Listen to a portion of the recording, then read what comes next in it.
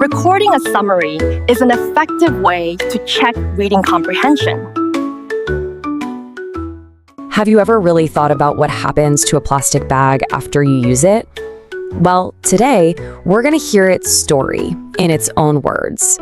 We're going to follow its journey to understand its life and, its pretty devastating impact. And this is where it all begins. So, for the next few minutes, let's try something a little different. We're not just going to learn about a plastic bag, we're going to be one and see the world through its eyes. Okay, before we dive into the full story, we've got to get some keywords down. Think of it like a quick vocabulary primer for our bag's journey. There are 10 of them, and they'll help us understand everything it goes through. Ready? Let's do this. First up, eager. At the very beginning, in the store, it's just full of potential. It's eager to do its job. But that feeling doesn't last long. Soon, it's going to be surrounded. And not in a good way. Not by people, but by tons of other plastic trash out in the ocean. And out there, it has zero control. It just has to drift.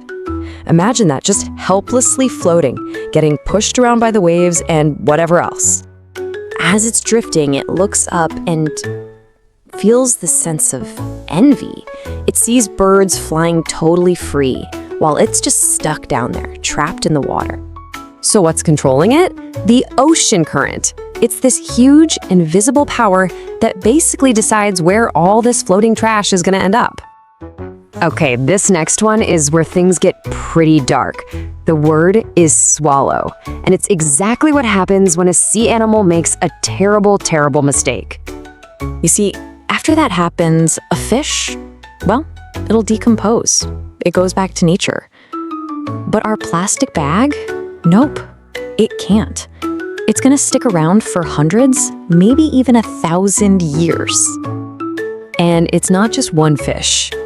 Animals all over the world consume plastic.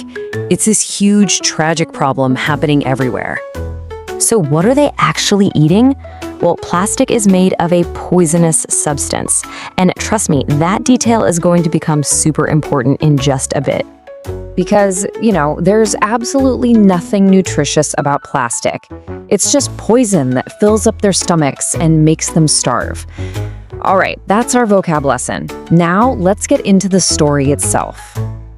All right, so let's start at the beginning. Our bag's life starts in a factory. It gets picked out at a store and finally gets to do its job, just this one time, carrying snacks for a picnic on the beach.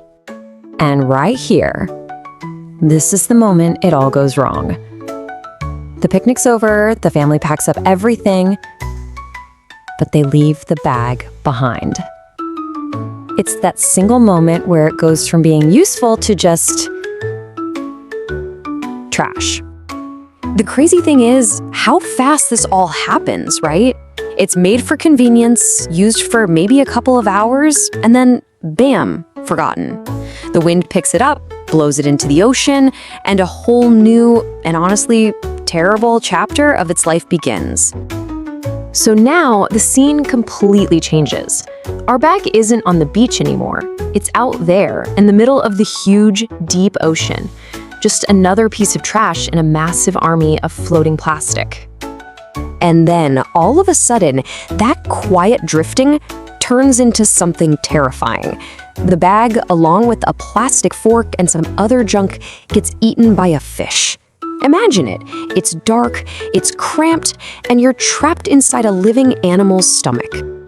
And this part of the story just shows you the direct, awful results. Our bag is literally a witness to a death it helped cause. The fish's stomach is completely full, but with plastic, so it gets no real food. It starves to death, all because of something we just threw away. But wait, the story's not over. After the fish decomposes, the bag is back in the ocean. Then, a huge wave tosses it right back onto a beach. But this time, a group of school kids finds it, and its whole journey is about to take on a new meaning. And this is where it gets really interesting. While the kids are cleaning up the beach, their teacher starts explaining the bigger picture. She tells them, it's not just about the plastic hurting the animals. The scary part is that harm comes right back to us. Yeah, look at this terrifying cycle. It's so simple, it's scary. Step 1, we toss plastic into the ocean. Step 2, sea creatures eat it. Step 3, we eat the seafood. And step 4, those same poisonous substances from the plastic we threw out are now inside us. We literally started a chain reaction that ends with us.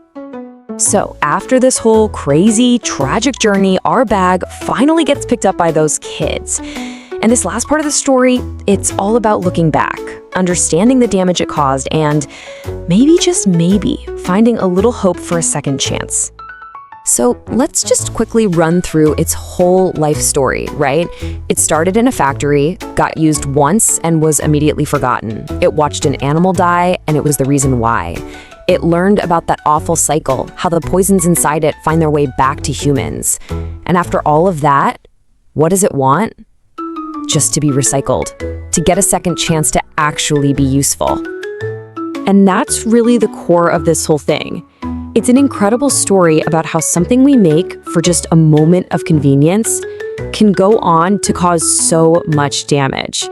This one bag hopes for a second life. So that leaves us with a pretty big question, doesn't it? What's going to happen to the next plastic bag you use? Join Beyond Norm Output Training to improve your speaking and writing ability without leaving home.